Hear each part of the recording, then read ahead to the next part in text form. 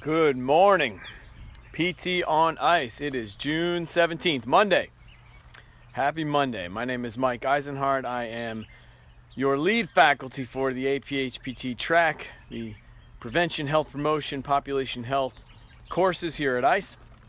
And it is Monday, which means it is time to do a little bit of Monday with Pop.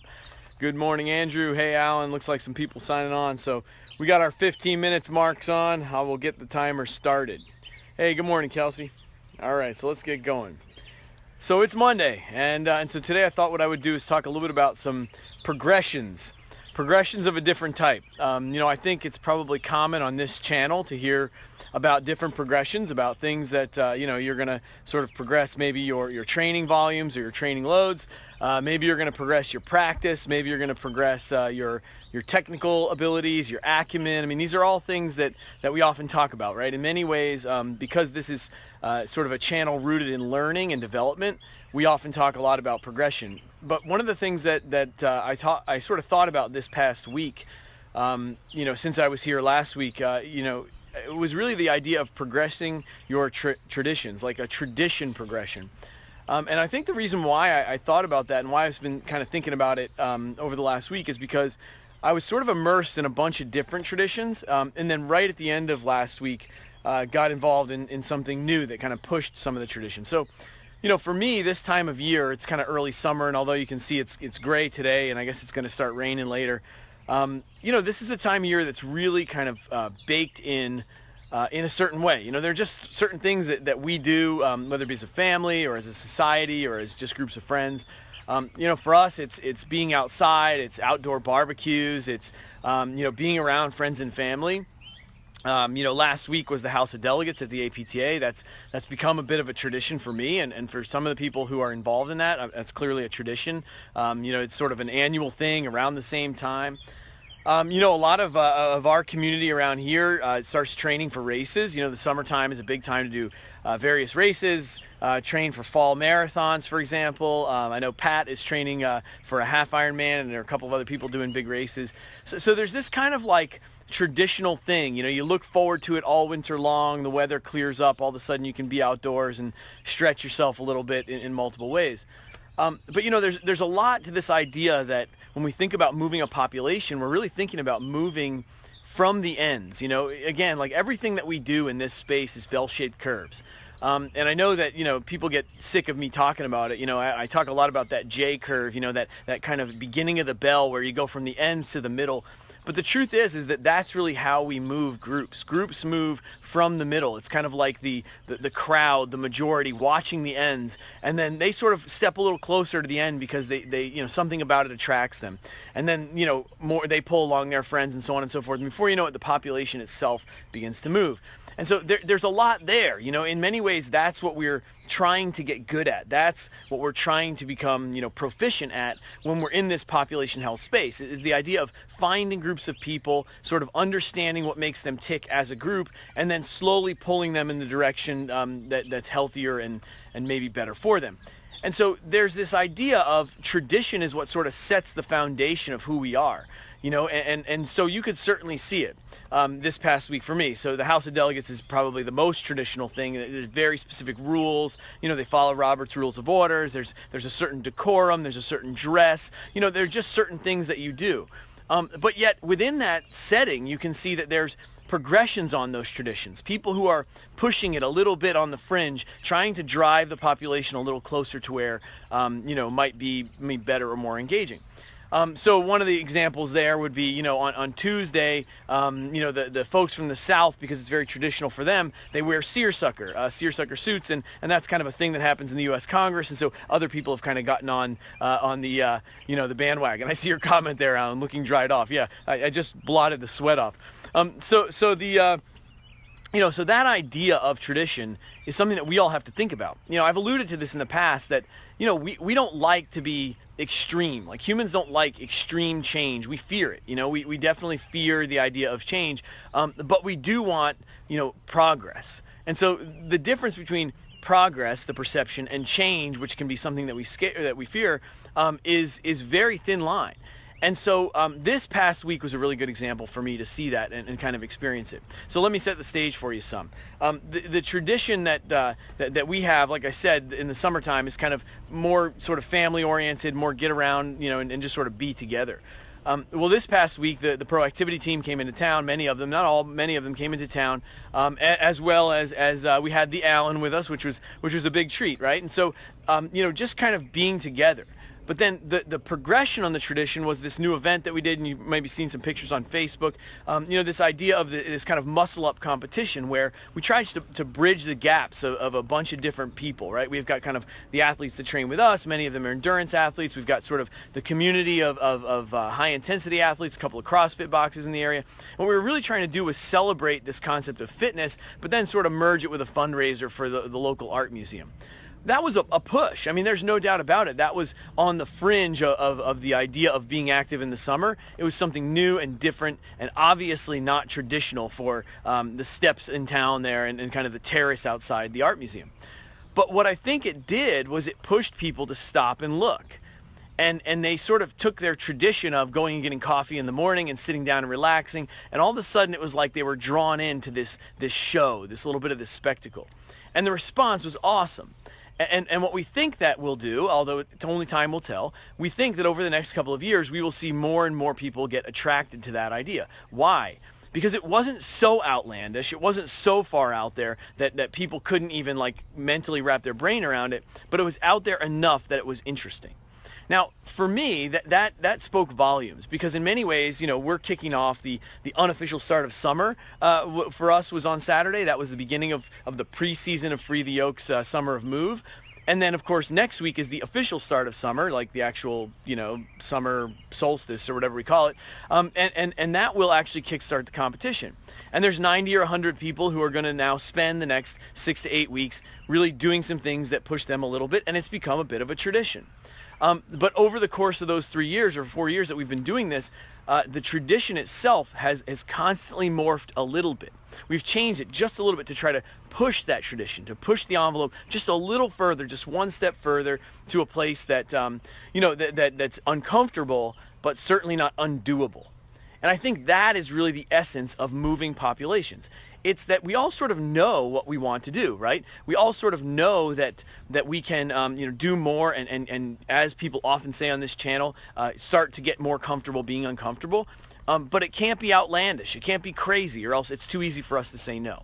So this morning was a good example, and that's what Alan was alluding to, right? So this morning, I got myself up and over there for the 7 o'clock class, and that's not something I traditionally do, right? Like, I don't go in and work out with the groups. If I work out in the morning, it's me going for a run, or it's me doing something around the house, and it's usually very low key. Like, I don't get up out of the bed and do high intensity anything. It's just not the way I do things. And so because Alan was in town and because they were starting a new class over there at 7, I said, all right, I'll roll out there and do that. It was definitely uncomfortable for me. No doubt about it. The first 15, 20 minutes I was okay. By the next 15, 20 minutes I was in some pain. And by the end I was very happy for this to be done. That was a push on my tradition. That was a progression on my tradition. And so, what did it take?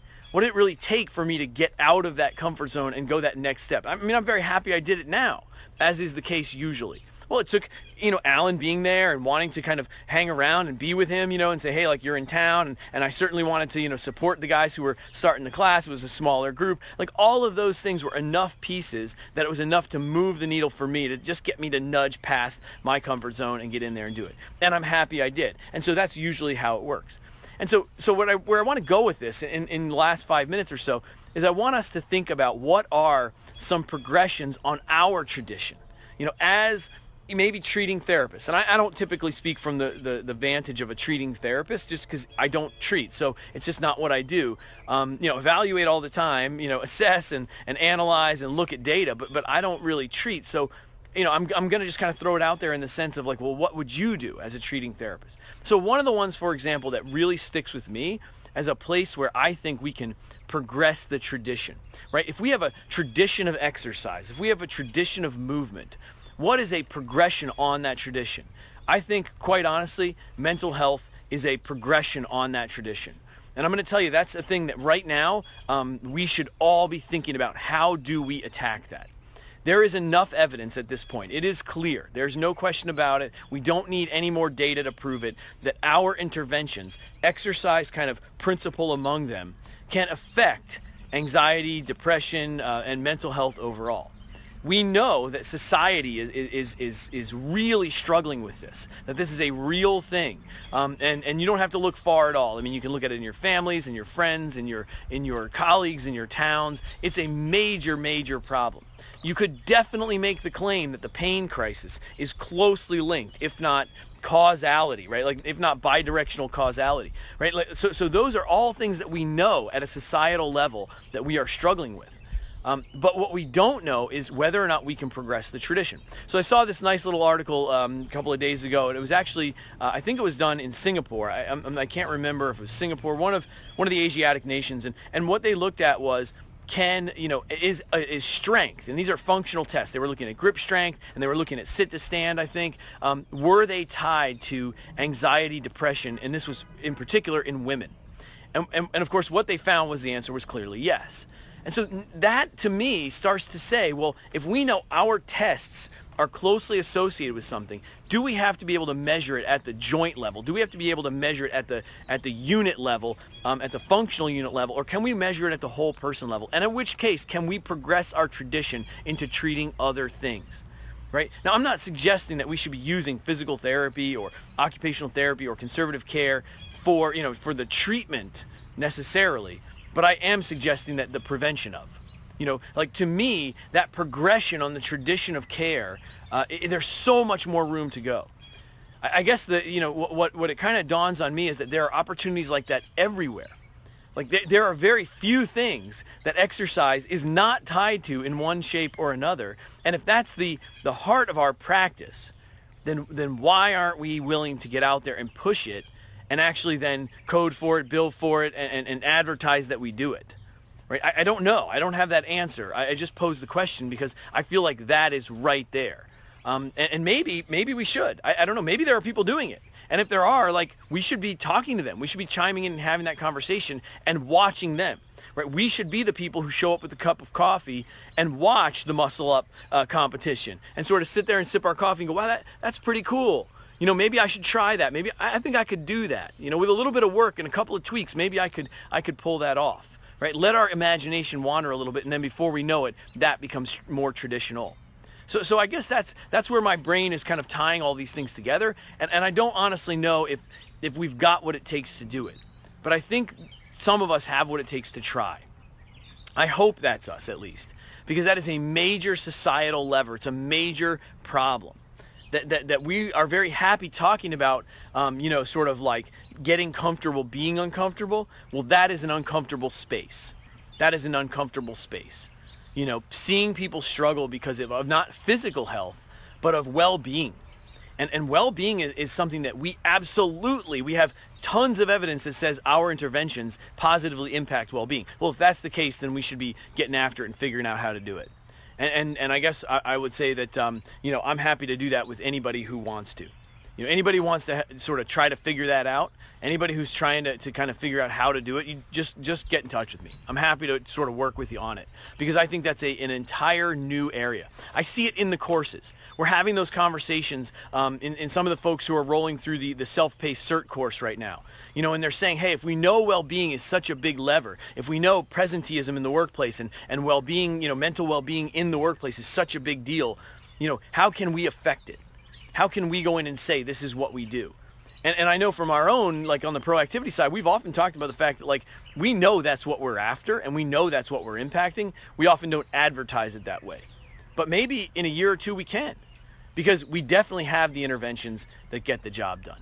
So I'll just leave it there. And I guess I just want to pose that thought for all of us, is what are those traditions that we are all so rooted in our practice, with our families, in our towns, in our communities? Those traditions begged, they beg us to progress. They beg us to nudge them a little bit, to just take them another step down the path.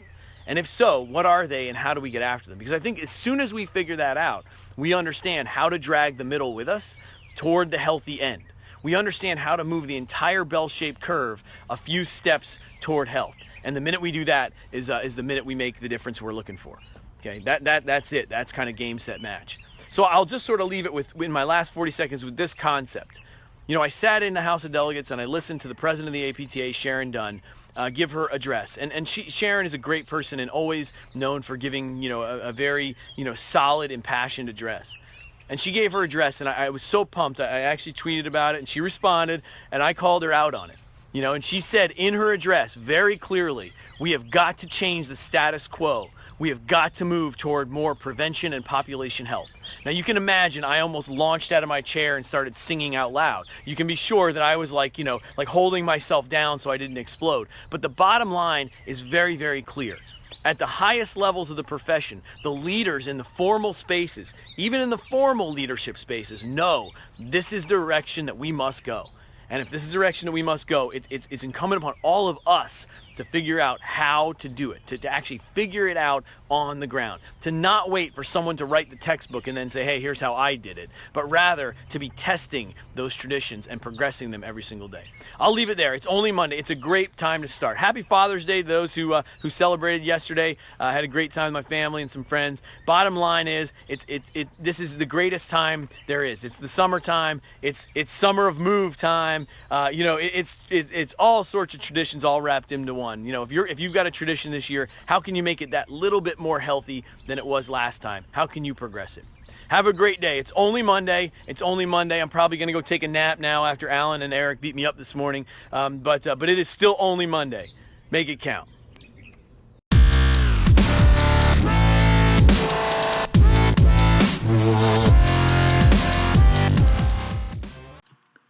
Hey, thanks for tuning in to the PT on Ice Daily Show. If you enjoyed this content, head on over to iTunes and leave us a review. And be sure to check us out on Facebook and Instagram at the Institute of Clinical Excellence. If you're interested in getting plugged into more ICE content on a weekly basis while earning CEUs from home, check out our virtual ICE online mentorship program at ptonice.com.